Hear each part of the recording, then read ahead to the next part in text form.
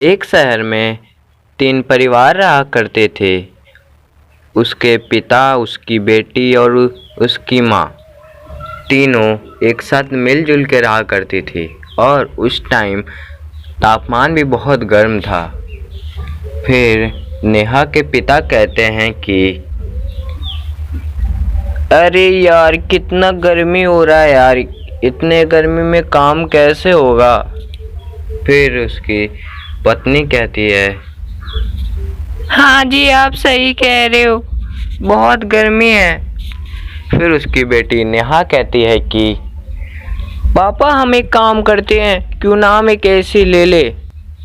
उसके पिता कहते हैं, हाँ बेटी, हाँ तुम सही कह रहे हो, लग रहा है मुझे एसी लेना पड़ेगा क्योंकि बहुत ही तापमान गर्म है। ये सब सुन उसकी पत्नी कहती है कि अरे नेहा बेटा, तुम क्या कह रही हो, ये तुम्हारे पापा का बहुत ही धंधा नहीं चल रहा है और उसके पास पैसे भी नहीं होंगे, पापा आपके कैसे लेंगे एसी। फिर उसकी बेटी बहुत ही लाडली होती है और फिर कहती है कि नहीं, मुझे वो सब नहीं पता, मुझे एसी चाहिए, मुझे एसी चाहिए।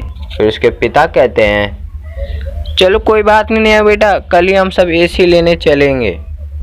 फिर उसकी पत्नी भी मान जाती है और कल सुबह होते ही वह सब एसी लेने चले जाते हैं। वह एसी की दुकान पहुंचते हैं और एसी वाले से कहते हैं, अरे भैया, एक एसी दिखा दो, बहुत ही सस्ता दिखाना लेकिन, और अच्छा भी होना चाहिए। फिर एसी वाला कहता है कि अरे कोई बात नहीं, मैं आपको एसी दिखाता हूँ भैया, आपकी जैसी सस्ती और अच्छा दिखाऊंगा। फिर वह बहुत सारी एसी दिखाता है लेकिन उन सब में से एक भी उनको पसंद नहीं आता। फिर वह कहता है कि अरे भैया, आपको मैंने कितना सारा एसी दिखा दिया लेकिन आपको तो कोई पसंद ही नहीं आ रहा है। फिर वह मोहन कहता है कि अरे आप इतना महंगा महंगा दिखा रहे हो, कोई सस्ता दिखाओ ना। फिर वह दुकानदार कहता है, मेरे पास एक है, एसी है, वो सेकंड हैंड है लेकिन वो बहुत बढ़िया चलता है और उसका दाम भी आपके बजट में होगा। उसकी पत्नी कहती है, अरे भैया, तब से हम यही तो कह रहे थे। तो फिर वह दुकानदार वह एसी लेके आता है। फिर कहता है, भैया इसका दाम ज़्यादा नहीं, 9,500 रुपये।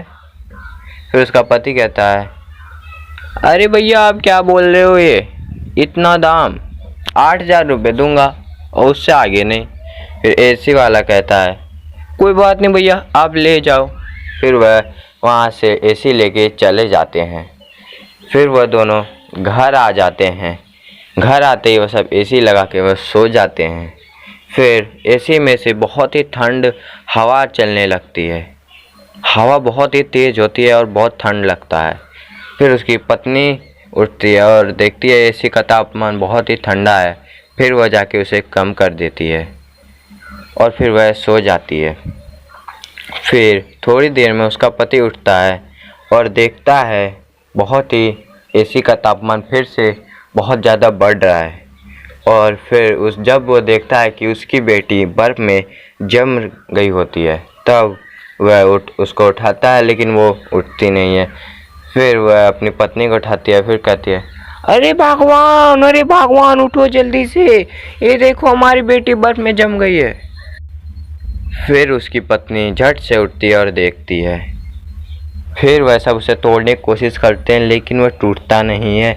और फिर वह उसकी पत्नी कहती है कि अरे आप ये क्या कर रहे हो, अभी इसे छोड़ो, आप पहले जाके एसी बंद करो।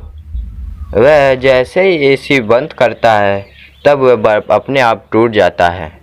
और फिर एसी के अंदर से एक चुड़ैल बाहर आती है। चुड़ैल बाहर आते ही दोनों डर जाते हैं और कहते हैं, अरे आप कौन हो, अब हमसे क्या चाहते हो और आप एसी के अंदर कैसे हो?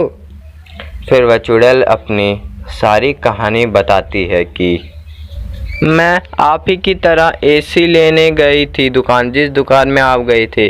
दुकानदार ने आपको जो एसी बेचा है पहले मैंने ही लिया था और फिर एक भूकंप के कारण मेरी मृत्यु हो गई। इस कारण मैं तब से इसी में रहने लगी हूँ। तब से मैं बर्फीली चुड़ैल बन चुकी हूँ।